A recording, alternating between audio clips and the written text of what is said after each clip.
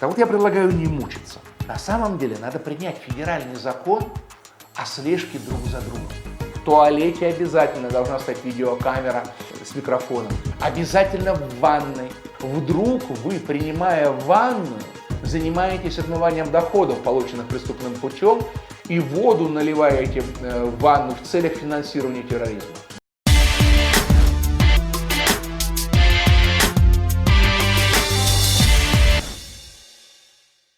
Добрый день, друзья! Только что я снял ролик по проекту федерального закона номер 582-426-7 от 8 ноября 2018 года, и он станет законом, этот законопроект с 1 января 2019 года, об очередных ужесточениях в отношении отмывания доходов, полученных преступным путем и финансирования терроризма. Я подробно рассказывал, что теперь переводы маме на сумму свыше 100 тысяч рублей это уже подпадает под финансирование терроризма и будет Росфинмониторингом курироваться. Платеж оператору сотовой связи тоже под это подпадает, да много чего подпадает. Но я не упомянул еще один федеральный закон, коллеги, законопроект, точнее он тоже станет законом с 1 января 2018 года. Это законопроект, и сейчас скажу, зачем он нужен, это законопроект номер 582-466-7, и тоже он от 8, по-моему, ноября 2018 года. И это тоже проект федерального закона, который станет законом, он посвящен вот чему. Он посвящен тому, чтобы, наконец, заставить всех тех, кто за нами должен следить и на нас стучать, действительно за нами следить и на нас стучать. То есть недостаточно их контролировать.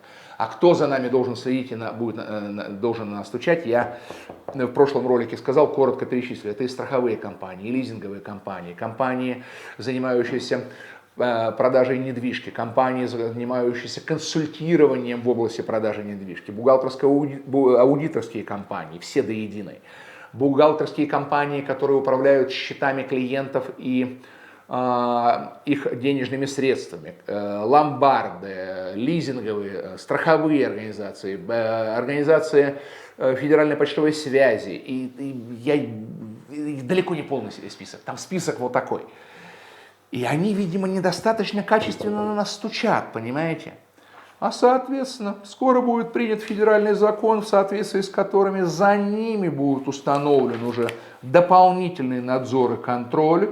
Их будут проверять на предмет того, качественно ли они за нами следят или не очень качественно. На самом деле, ребят, я предлагаю правительству не мучиться. Вот, опять ссылаются тут на группу ФАТФ, на группу Egmont. Но это две, скажем так, общественные организации международного толка, которые работают в интересах собственников планеты Земля. И они контролируют, чтобы деньги собственников планеты Земля правильно расходовались. Вот. Так вот я предлагаю не мучиться. На самом деле надо принять федеральный закон о слежке друг за другом. Ну, просто вот. И подробно написать, что каждый гражданин Российской Федерации должен зарегистрироваться на сайте Росфинмониторинга и сдать 327 критериев, по которым мы друг за другом должны следить. И все. Вот, например, сидит мой оператор, да, я вот тут ролик снимаю, а он в телефоне копается. И должен быть критерий. Если я не вижу, что он там пишет в своем телефоне, наверняка он переписывается с террористами. Значит, я должен буду после этих съемок зайти на сайт Росфинмониторинга и написать: Володя оператор, кто во время съемок кому-то писал смс-ки, наверняка переписывался с террористами, и пускай его проверят, блин, да. Или смотрю, вот уборщица у меня, классная уборщица, она пол моет. Моет пол, да, а она хлоп, заглянула в кабинет, куда ей не положено заглядывать. А вдруг она туда заглянула с целью отмывания доходов, полученных преступным путем. Значит, я должен буду немедленно накатать. Уборщица заглядывала в кабинет. Наверное, она хотела в этом кабинете отмыть доходы, полученные преступным путем, чтобы потом финансировать террористов. Или она тут купила лотерейный билет, это никакая не шутка, об этом написано в федеральном законе, номер законопроекта 582-426-7, и выиграла по лотерейному билету деньги. О, Раз ты выиграла деньги, значит настучать на тебя надо срочно. Так написано в законе, между прочим. Потому что наверняка эти деньги являются отмыванием доходов, полученных преступным путем и финансированием терроризма. В прошлом ролике я это вам зачитывал. Я не знаю, когда это кончится, я вам честно скажу. Я не знаю. Наверное, когда мы проснемся.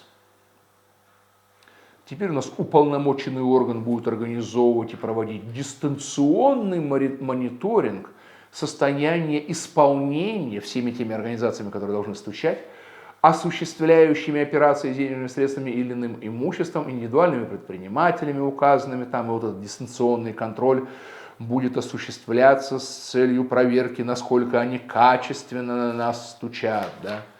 Короче,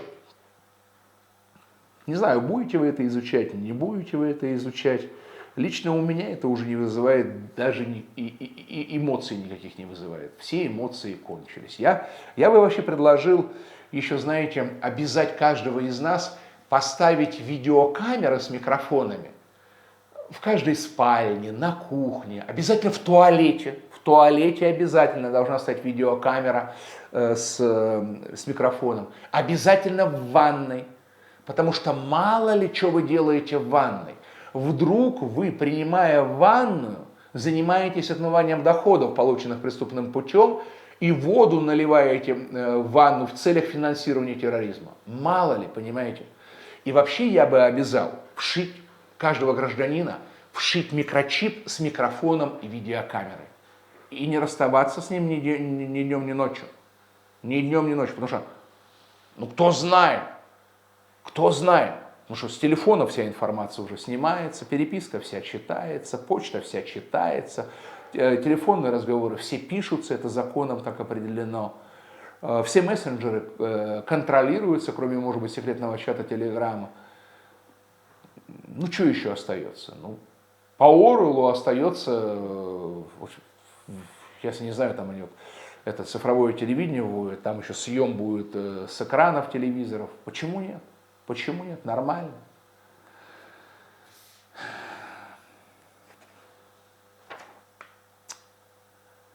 У меня нет решения этого вопроса, коллеги.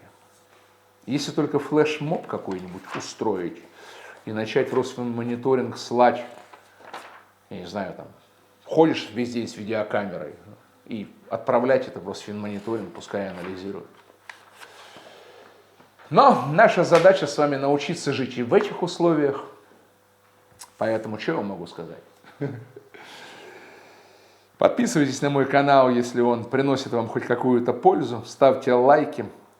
Я на своем канале, какой бы эта информация тяжелой и грустной ни была, я стараюсь по-честному анализировать и давать вам все эти федеральные законы. В конце концов, может быть, кого-то это предупредит немножко от опрометчивых действий. Ну а вам по-любому желаю, ребята, удачи в делах и всего самого наилучшего. До свидания.